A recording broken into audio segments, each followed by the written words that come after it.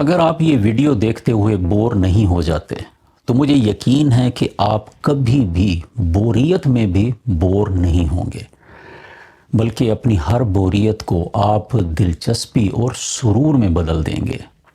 اس کی وجہ یہ ہے کہ اس ویڈیو میں ہم جانیں گے کہ بوریت کتنی بڑی نعمت ہے۔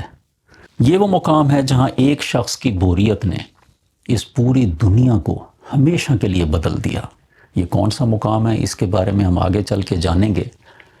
اللہ تعالیٰ کا قرآن پاک میں ارشاد ہے کہ اور ہم نے آسمان اور زمین کو اور جو کچھ ان کے بیچ میں ہے بے مقصد اور بے مصلحت نہیں بنایا۔ ہر مادی شے کی طرح ہمارے جذبات، احساسات، یہ بھی اللہ تعالیٰ نے ہی تخلیق کیے ہیں۔ بوریت بھی ایک احساس ہے، تو یقیناً یہ بھی اللہ تعالیٰ نے بے مقصد اور بے فائدہ نہیں بنایا۔ پہلے ہم یہ جان لیتے ہیں کہ بوریت کسے کہتے ہیں۔ بوریت ایک نفسیاتی کیفیت ہے جس میں انسان اپنے ماحول کو غیر دلچسپ، یکساں اور بے معنی سا محسوس کرتا ہے۔ عام طور پر بوریت کو ایک منفی اور ناخوشگوار اور غیر نتیجہ خیز حالت سمجھا جاتا ہے۔ ہمارے ینگسٹرز خاص طور پر اکثر شکایت کرتے رہتے ہیں کہ جی میں بور ہو رہا ہوں۔ وہ اپنی بوریت کو ختم کرنا چاہتے ہیں کسی مشغولیت کے ساتھ۔ اس کی وجہ یہ ہے کہ ہمیں بور ہونا نہیں آتا۔ اگر ہم بور ہونا سیکھ لیں تو ہم اپنی بوریت کو اپنی زندگی کے اہم ترین لمحات میں بدل سکتے ہیں، لیکن اسے سمجھنے میں کچھ وقت لگ سکتا ہے۔ یہاں تک کہ سائنس بھی، اسے بھی سمجھنے میں بہت وقت لگا۔ جو پرانی سائنس تھی وہ دماغ کو دو حالتوں میں تقسیم کرتی ہے، ایک بوریت اور دوسرا محویت۔ مشغولیت یا کسی کام میں مشغول ہونا، محو ہونا، انجوائمنٹ، یہ سب کچھ بوریت سے دوسری یہ حالت ہے۔ تو عام طور پر یہ سمجھا جاتا تھا کہ محویت میں دماغ مصروف ہوتا ہے جبکہ بوریت میں دماغ فارغ ہوتا ہے۔ تو اس بنا پر یہ سوچا گیا کہ دماغ میں توانائی کا زیادہ استعمال محویت کے دوران ہوتا ہے، جبکہ بوریت کے دوران چونکہ دماغ کوئی کام نہیں کر رہا ہوتا تو اس لیے اس میں توانائی کا استعمال بہت کم ہوتا ہے۔ بالکل اسی طرح عام مشاہدے کی بات ہے کہ ایک گاڑی ہے، اگر وہ سڑک پر چل رہی ہے تو اس میں توانائی زیادہ استعمال ہو رہی ہے، اس میں پیٹرول استعمال ہو رہا ہے یا جو بھی اس کا ایندھن ہے وہ استعمال ہو رہا ہے۔ لیکن اگر وہی گاڑی پارک ہے، کھڑی ہوئی ہے کہیں پر، انجن بند ہے اس کا، تو اس میں یقیناً توانائی استعمال نہیں ہو رہی، پیٹرول استعمال نہیں ہو رہا۔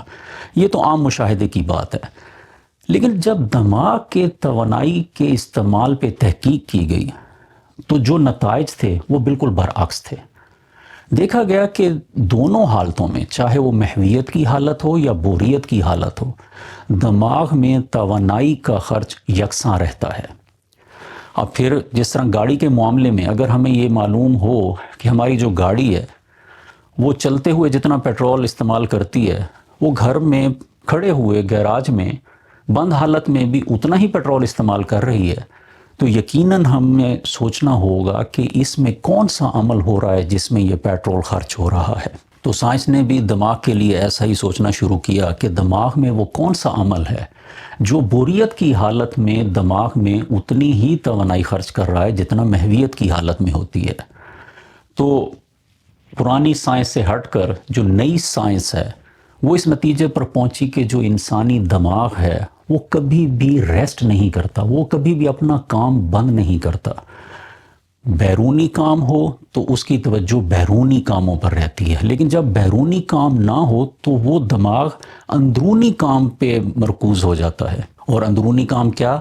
غور و فکر، تخیل اور تخلیق۔ اب یہ تو ہے ایک تھیوری کہ جو دماغ کے انرجی کے استعمال کی بنیاد پر بنائی گئی تھی، لیکن سائنس نے اب اسے آگے ثابت بھی کرنا تھا۔ تو اس کے لیے کئی طرح کی تحقیقات کی گئیں، کئی طرح کی سٹڈیز کی گئیں۔ ایک سٹڈی یونیورسٹی آف کیلیفورنیا کی ریسرچ ٹیم نے کی۔ انہوں نے جو تحقیق میں حصہ لینے والے لوگ تھے ان کے دو گروپ بنائے۔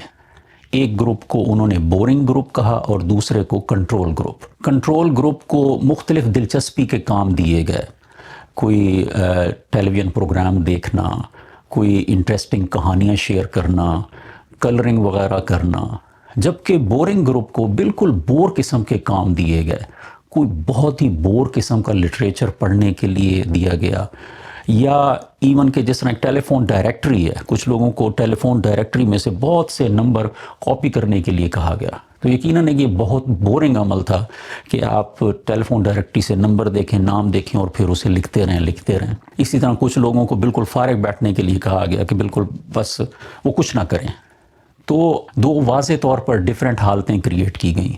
کنٹرول گروپ میں محویت کی حالت، جبکہ بورنگ گروپ میں بور ہونے کی کیفیت پیدا کی گئی. اب ان دونوں گروپس کو کچھ روزمرہ کی اشیاء دی گئیں اور انہیں کہا گیا کہ آپ ان کے کوئی نئے اور غیر معمولی استعمال بتائیں کہ جو کہ ان کے نارمل استعمال نہ ہوں. تو بڑی انٹرسٹنگلی یہ دیکھا گیا کہ جو بوریت گروپ تھا اس نے ان چیزوں کے بہت زیادہ نئے اور تخلیقی قسم کے اس کے استعمال بتائے. اب مثال کے طور پہ اس اسٹڈی میں شامل تھا کہ انہیں کپ کے بارے میں کہا گیا کہ اس کے بارے میں کوئی غیر معمولی اور نئے قسم کے استعمال بتائیں. اب ہم خود اگر سوچنا شروع کریں، جب ہم محویت کی حالت میں ہوتے ہیں، مشغولیت کی حالت میں ہوتے ہیں، تو ہم یہ تو چلے جانتے ہیں کہ اس میں پانی یا کوئی مشروب آپ پی سکتے ہیں، چائے وغیرہ پی سکتے ہیں. لیکن جو غیر معمولی استعمال ہیں، ہم کہہ لیں گے کہ اسے پین ہولڈر کے طور پہ استعمال کیا جا سکتا ہے، گلدان کے طور پہ استعمال کیا جا سکتا ہے، کوئی چھوٹی چھوٹی چیزیں سٹور کرنے کے لیے استعمال کیا جا سکتا ہے. تو یہ آئیڈیاز ہیں جو زیادہ تر ان لوگوں کے مائنڈ میں آتے ہیں کہ جو مشغولیت کی حالت میں ہوتے ہیں.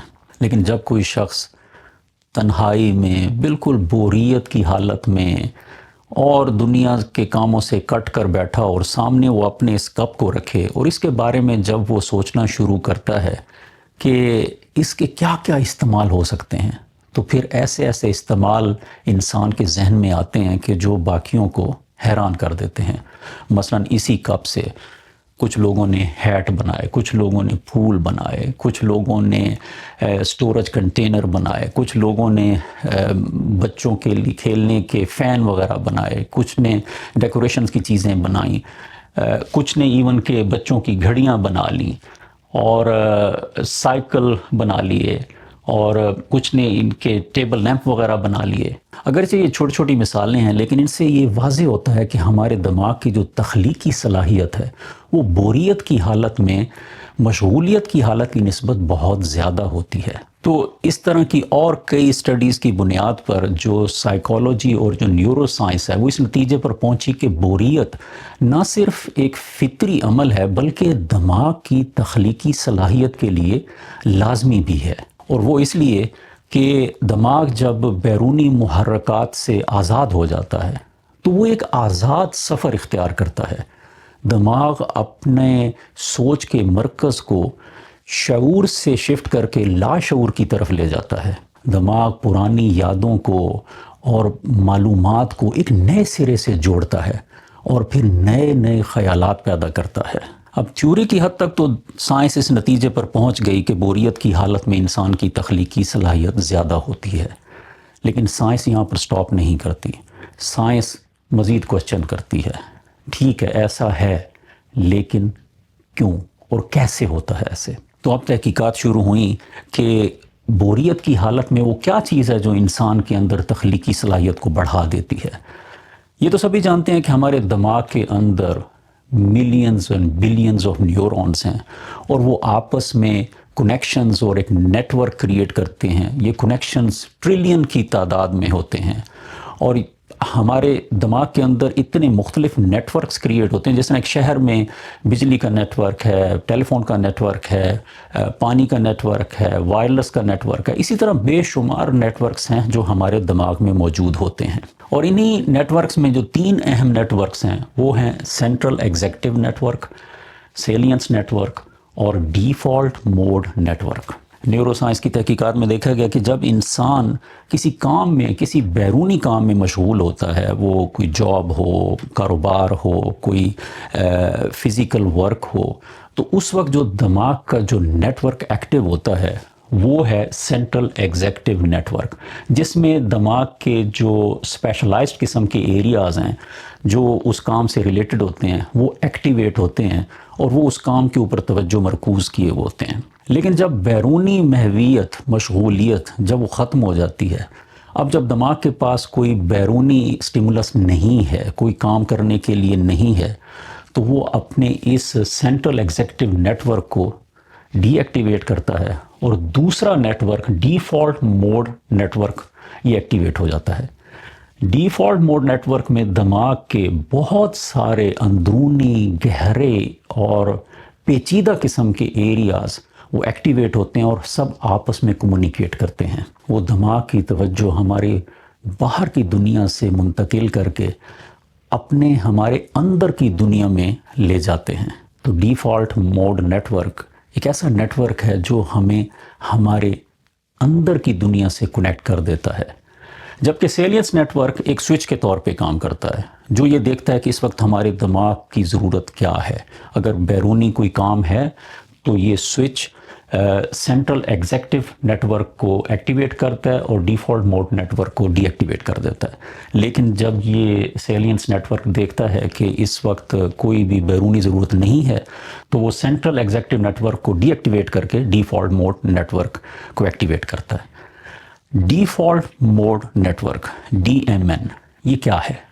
اس کو سمپل طریقے سے یہ سمجھا جا سکتا ہے کہ جو لوگ کمپیوٹر کو کچھ سمجھتے ہیں یا ایون کہ ڈیجیٹل گیجٹس وغیرہ بھی، جب کمپنی یا فیکٹری اس کمپیوٹر کو بناتی ہے تو اس کی جو بنیادی بیس لائن سیٹنگز ہوتی ہیں انہیں ڈیفالٹ سیٹنگز کہا جاتا ہے، لیکن پھر ہم اس کو اپنی ضروریات کے مطابق ان سیٹنگز میں تبدیلی کرتے رہتے ہیں وقت کے ساتھ، اور اسے ہم اپنی ضرورت کے مطابق ڈھالتے رہتے ہیں۔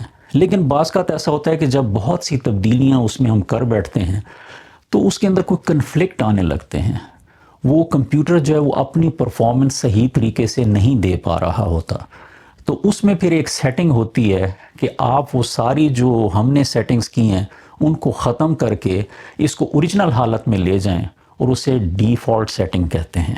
تو جب ہم ڈیفالٹ سیٹنگز کو ریسٹور کرتے ہیں، ریسٹور ڈیفالٹس، تو ہمارا کمپیوٹر اس بنیادی اصل کام کی طرف چلا جاتا ہے جس مقصد کے لیے بنیادی طور پر اس کمپیوٹر کو بنایا گیا ہوتا ہے۔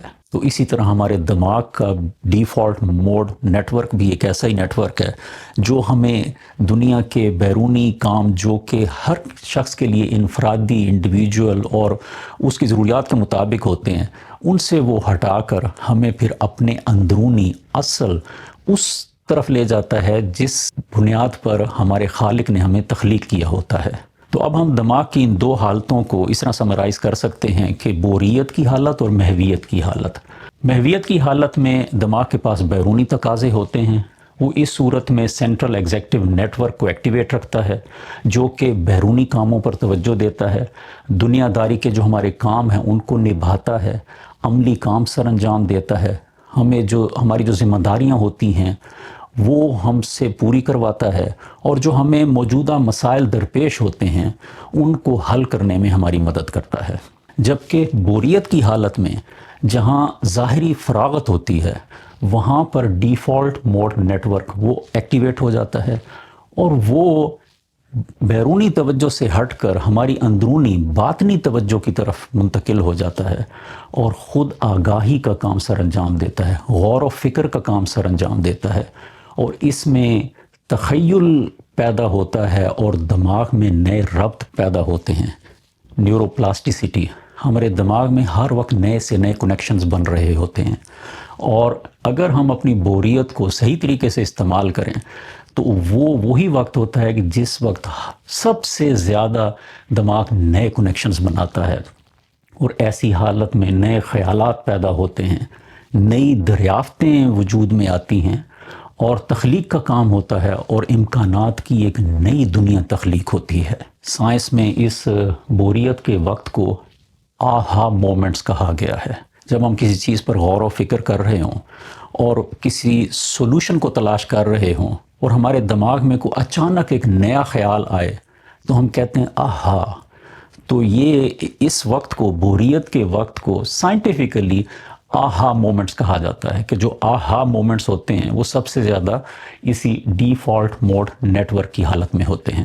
تو اب تک کی بات سے ہمیں جو سمجھ میں آئی بات وہ یہ کہ ڈیفالٹ موڈ نیٹ ورک وہ دماغ کا وہ حصہ ہے جو اس وقت فعال ہوتا ہے جب انسان بیرونی کاموں میں مصروف نہ ہو، خیالوں میں گم ہو یا اپنے ماضی اور حالات پر غور کر رہا ہو، اور اسی حالت میں تخلیقی صلاحیت بیدار ہوتی ہے، خود آگاہی یعنی سیلف اویئرنیس گہری ہوتی ہے اور نئے خیالات اور حل جنم لیتے ہیں. یعنی یہ وہ وقفہ ہوتا ہے جب اللہ انسان سے بیرونی شور و غل کو ہٹا دیتا ہے تاکہ وہ تفکر کرے، تدبر کرے اور اپنے باطن کی طرف رجوع کرے. ریفلیکشن، کنٹمپلیشن اور انورڈ فوکس.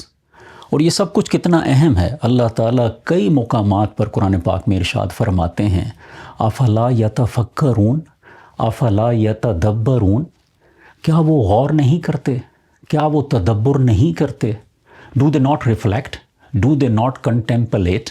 اسی طرح اللہ تعالیٰ کا ارشاد ہے وفی انفسکم افلا تبصرون، اور خود تمہارے اپنے وجود میں ہماری نشانیاں ہیں، کیا تم دیکھتے نہیں.